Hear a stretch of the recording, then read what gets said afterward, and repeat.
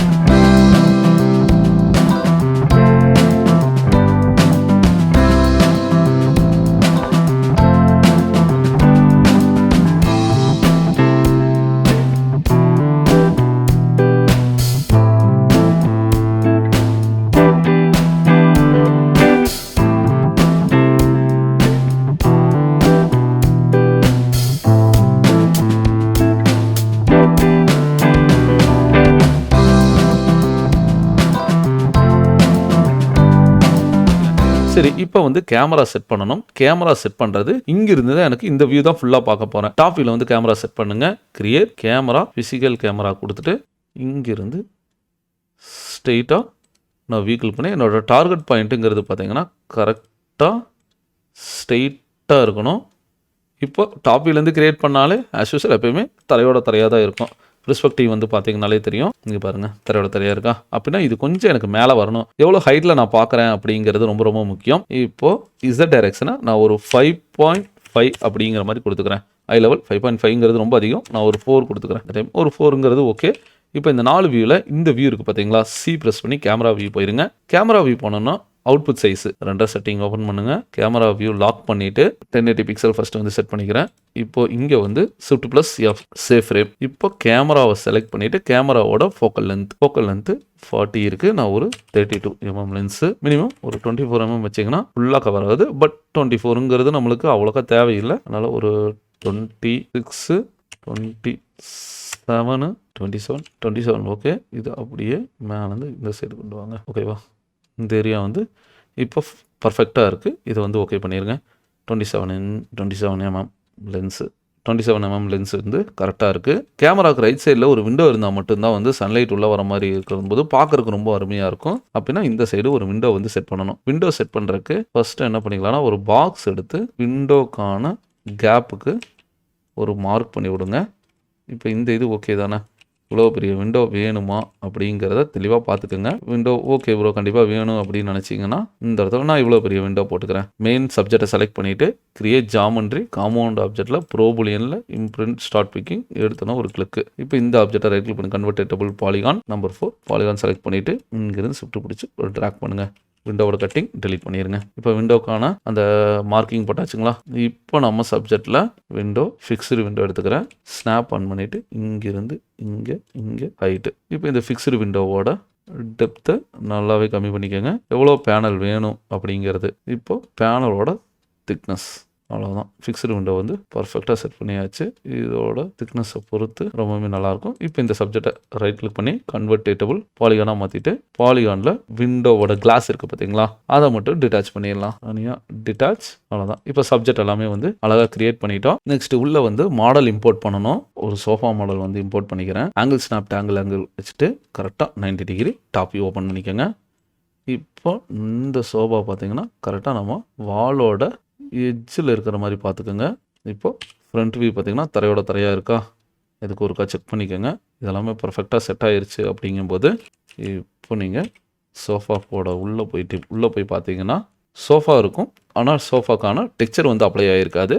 கண்டிப்பாக texture apply பண்ணுறதுக்கு texture நான் காப்பி பண்ணிவிட்டேன். Shift+T கொடுத்தீங்கன்னா ரெஃபரன்ஸ் ஆங்கிள் இதில் பாருங்கள் மிஸ்ஸிங் டெக்ஸ்சர் எல்லாமே காட்டும். எல்லா டெக்ஸ்சரையும் காப்பி பண்ணிவிட்டு பாத்தோட இதில் அந்த பாத்தை ஓகே பண்ணிட்டீங்கன்னா ஓகேப்பா. இப்போ இந்த இடத்துல பாருங்கள். இப்போ இந்த பார்த்திங்க தெரியலையே ப்ரோ, ஏதாச்சும் ஒரு மெட்டீரியல் எடிட்டாரில் ஃபஸ்ட்டு மெட்டீரியலில் இந்த பிக் மெட்டீரியல் ஃப்ரம் ஆப்ஜெக்ட் இதை கிளிக் பண்ணிங்கன்னா அந்த மெட்டீரியல் எல்லாமே வந்துடும். எல்லா மெட்டீரியலும் உள்ளே போய் சோர்ஸ் ஆர்டர் மெட்டீரியல் வியூ போட்டு கொடுத்தீங்கன்னா உங்களுக்கு அந்த மெட்டீரியல் எல்லாம் பார்த்தீங்கன்னா இந்த இடத்துல வியூ ஆக ஆரம்பிச்சிடும். ஓவர் ரிஃப்ளெக்ஷன் இருக்குது அப்படின்னு நீங்கள் ஃபீல் பண்ணிங்கன்னா அந்த மெட்டீரியலுக்கான இதை வந்து கொஞ்சம் ரிஃப்ளெக்ஷனை மட்டும் கம்மி பண்ணி விட்டுறலாம். அது வந்து நம்மளோட இஷ்டம் தான். அது வந்து ஈஸியாக வந்து கிரியேட் பண்ணிக்கலாம். ஒவ்வொரு மெட்டீரியல் ஜூம் பண்ணி பார்க்கும்போது அதோட டீட்டெயில் தெரியுதுங்களா, பார்க்குறக்கே ரொம்ப அருமையாக இருக்குது. இதோட டெக்ஸ்சர் உங்களுக்கு தெரியக்கூடாது, ரொம்ப ரிஃப்ளெக்ட் ஆகக்கூடாதுன்னா இந்த இடத்துல நம்ம மாற்றலாம். கொஞ்சம் டார்க் கலர் ஆட் பண்ணும்போது அந்த ரிஃப்ளெக்ஷன் கொஞ்சம் போதுங்களா. இது வந்து ஒவ்வொரு டிசைன் நம்ம மெட்டீரியலை பொறுத்து வந்து மாற்றிக்கலாம். இப்போதைக்கு வந்து பண்ணணும்னு அவசியம் இல்லை. நான் வந்து ஒரு சோஃபா வந்து இந்த இடத்துல கிரியேட் பண்ணிட்டேன். நெக்ஸ்ட் ஒரு சேர் இருந்தால் கரெக்டாக இருக்கும். இந்த சேர் மாடலும் பார்த்தீங்கன்னா நம்ம வந்து இந்த இடத்துல போட்டுக்கலாம். இந்த சேர் வந்து கொஞ்சம் கிராஸாக இருந்தாலும் கூட ஓகே தான், பார்க்குறதுக்கு ரொம்ப அருமையாக இருக்கும். ஃப்ரண்ட் வியூவில் பார்த்தீங்கன்னா இதுவும் தரையோட தரையாக தான் இருக்குது. Z டைரக்ஷனில் Shift+T ரெஃபரன்ஸ். இப்போ இந்த இடத்துல வந்துருச்சு மெட்டீரியல் எடிட்டா. இதையும் பிக் மெட்டீரியல் ஃப்ரம் ஆப்ஜெக்ட் உள்ளே போய் சோர்ஸ் ஆர்டர் கொடுத்துட்டிங்கன்னா பர்ஃபெக்டாக அந்த மெட்டீரியலோட டெக்ஸ்சர்ஸ் எல்லாமே வந்து நம்மளுக்கு ஷோ ஆக ஆரம்பிச்சிடும்.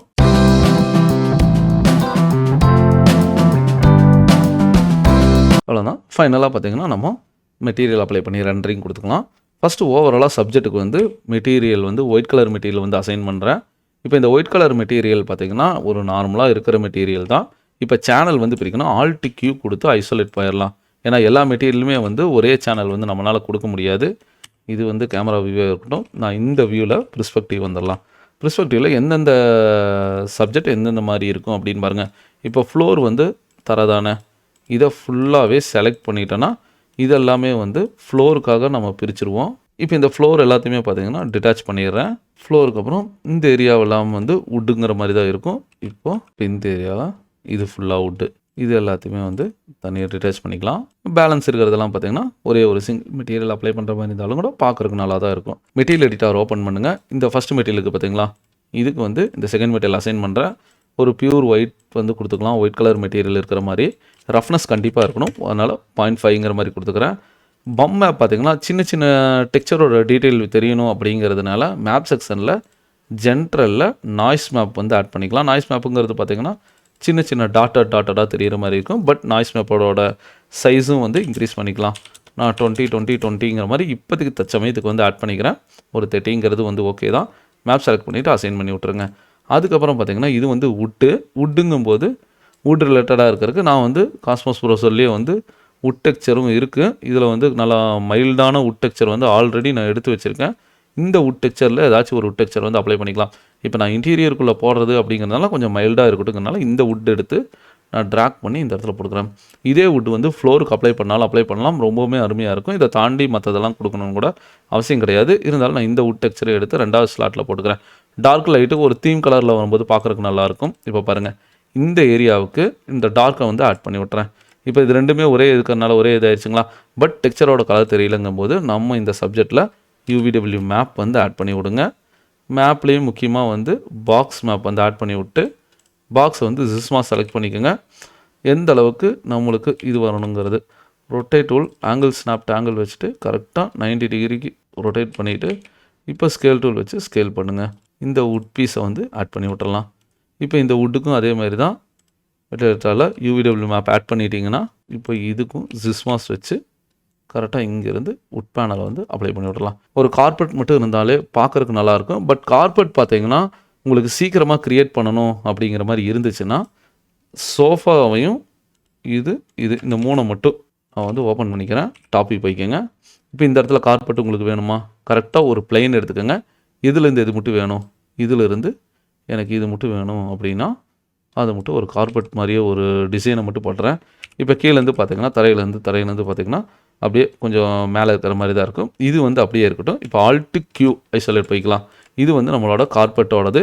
இப்போ இந்த சப்ஜெக்ட்டுக்கு வந்து முடிஞ்ச அளவுக்கு செக்மெண்ட்டு கொஞ்சம் நிறைய ஆட் பண்ணிங்கன்னா கொஞ்சம் வேவ் மாதிரி கொஞ்சம் மேலே கீழே வர மாதிரி ஒரு ஃபீல் கொடுக்க முடியும். நாய்ஸ் மாடிஃபையர் வந்து ஆட் பண்ணுங்கள். நாய்ஸ் மாடிஃபையரில் டாப் அண்ட் பாட்டம் இருந்தால் போதும். லைட் கொஞ்சம் புஸ்ன்னு வேணும் அப்படிங்கிறத மெயினாக நீங்கள் பார்க்கணும். ஃபேப்ரிக் மெட்டீரியல் அசைன் பண்ணிவிட்டேன். சோர்ஸ் ஆர்டர் மெட்டீரியல் வியூ போட்டு கரெக்டாக ஜூம் பண்ணி பார்த்தீங்கன்னா ஓரளவுக்கு டெக்ஸ்சர் வந்து இந்த இடத்துல நல்லாவே வியூ ஆகுது. இப்போ இது எல்லாத்துக்குமே வந்து கொஞ்சம் ஃபர் மாதிரி கொஞ்சம் முன்னாடி வந்துச்சுன்னா பார்க்குறதுக்கு ரொம்ப நல்லாயிருக்கும். இதில் பார்த்தீங்கன்னா வீரே ஃபர் ஆட் பண்ணுறதுக்கு கிரியேட் வீரே ஃபர்ரை கொடுங்க. ஃபர் கொடுத்தோன்னே வேறே ஃபர் வந்து ஆட் ஆயிரும். பட் இவ்வளோ ஹைட்டெல்லாம் நம்மளுக்கு தேவையில்லை. நான் ஒரு 0.3 ரொம்பவுமே கம்மியாக வச்சுக்கிறேன். இப்போ ஐசோலேட்லேருந்து ஃபுல்லாக வெளியே வாங்க. இப்போது வீரே ஃபர்ரை மட்டும் செலக்ட் பண்ணிவிட்டு இந்த சைடு மூவ் பண்ணிக்கிறேன். இந்த ஃபர்ருக்கும் எந்த மெட்டீரியல் இதே ஃபேப்ரிக்கை அசைன் பண்ணி விடுங்க. மாடலிங் டெக்ஸ்சரிங் எல்லாத்தையுமே முடிச்சாச்சு. லைட்டிங் கொடுத்து ஃபைனல் அவுட்புட் எடுக்கிறது தான். நேச்சுரல் லைட் அப்படிங்கிறது பார்த்தீங்கன்னா சன்லைட் தான் க்ரியேட் பண்ணணும். இப்போ நான் வந்து டாப் வியூ ஓப்பன் பண்ணிக்கிறேன். சன்லைட் வந்து கிளிக் பண்ணுங்கள். இங்கே விண்டோ இருக்கிறதுனால இங்கேருந்து நான் சன்லைட்டை வீட்டுக்குள்ளே செட் பண்ணிக்கிறேன். Sky S. இப்போ ஃப்ரண்ட் வியூ போனீங்கன்னா கீழேருந்து மேலே தூக்கி விட்டிங்கன்னா போதும். சன்லைட் ஓரளவுக்கு வரும். பட் ரெண்டரிங் வந்து உங்களுக்கு பிளாக்காக தான் விழுகும். ஏன்னு பார்த்தீங்கன்னா இங்கே கிளாஸ் அப்ளை பண்ணியிருக்கோம். ஆனால் கிளாஸ் மெட்டீரியல் கொடுக்கல. அதுக்கும் வந்து அப்ளை பண்ணி விட்டுறலாம். இப்போ ஒரு இன்ட்ராக்டிவ் ரெண்டரை வந்து எனேபிள் பண்ணி விட்டுறேன். சப்ஜெக்டை முடிஞ்ச அளவுக்கு எவ்வளோக்கு கம்மி பண்ணுறீங்களோ அந்த அளவுக்கு பார்த்தாலே தெரியும். இப்போ இன்ட்ராக்டிவ் ரெண்டர் கொடுத்தனவே வந்து ஓரளவுக்கு லைட்டிங் வந்து உள்ளே வர மாதிரி இருக்குது. பட் எப்படி வருது அப்படின்னு பாருங்கள். ரொம்ப வந்து ஒரு கூல் லைட் வர மாதிரி தான் இருக்குது. கொஞ்சம் ஓரளவுக்கு நம்ம சப்ஜெக்டை பார்த்த மாதிரி தான் வச்சுருக்கேன். இருந்தாலும் எக்ஸ்போசர் அந்த மாதிரி எந்த ஒரு ஃபீலுமே இல்லை. அப்படின்னா உங்களுக்கு கரெக்டான எக்ஸ்போசர் எல்லாம் வரணும் அப்படின்னா கண்டிப்பாக ஸ்கைலைட்டோட என்விரான்மெண்ட்டு இந்த இடத்துல இந்த ஸ்கைலைட்டோட எக்ஸ்போசரை வந்து இன்க்ரீஸ் பண்ணணும். இப்போது ஸ்கைலைட்டை நான் இன்க்ரீஸ் பண்ணாலும் எனக்கு இந்த அளவுக்கு பிரைட்னஸ் வருமானு கேட்டால் ஃபஸ்ட் எடுத்தோன்னா வராது. ஏன்னா சன்லைட் ஃபுல்லாகவே வந்து எல்லோ டோனை கொண்டு வந்து கொடுத்துருச்சு. அப்படின்னா ஃபஸ்ட்டு எல்லோ டோனை வந்து இந்த இடத்துல மாற்றணும். இல்லாட்டி கெல்வின் வேல்யூ சேஞ்ச் பண்ணணும். இப்போ எல்லோ டோன் மாற்றுறீங்களா கெல்வின் வேல்யூ சேஞ்ச் பண்ணுறீங்களா? ஏன்னா கெல்வின் வேல்யூ தெரிஞ்சிருந்துச்சுன்னா அவங்க தெரியாதவங்களுக்கு கண்டிப்பாக லைட்டை செலக்ட் பண்ணிவிட்டு அதாவது சன்லைட்டில் இன்டென்சிட்டி கீழே பார்த்தீங்கன்னா கலர் மோடுன்னு இருக்குது. இதை வந்து ஓவர் ரைடு மாற்றுங்க. ஓவர் ரைடு கொடுக்கும்போது என்ன ஆகுதுன்னா நேச்சுரல் அதாவது உள்ளே சப்ஜெக்டெல்லாம் என்னென்ன இதில் இருக்குதோ அந்த கலருக்கு வந்து எக்ஸாக்டாக உங்களுக்கு ஒரு சூப்பரான ஒரு ரிசல்ட் வந்துடும். இப்போ இந்த இடத்துல பார்த்தீங்கன்னா தெரியும் இந்த மெட்டீரியல் மட்டும் நம்ம அப்ளை பண்ணாமல் இருக்கோம். அப்படின்னா அதையும் செலக்ட் பண்ணிவிட்டு மெட்டீரியல் எடிட்டரில் ஒயிட் கலர் மெட்டீரியலை அசைன் பண்ணி விடுங்க.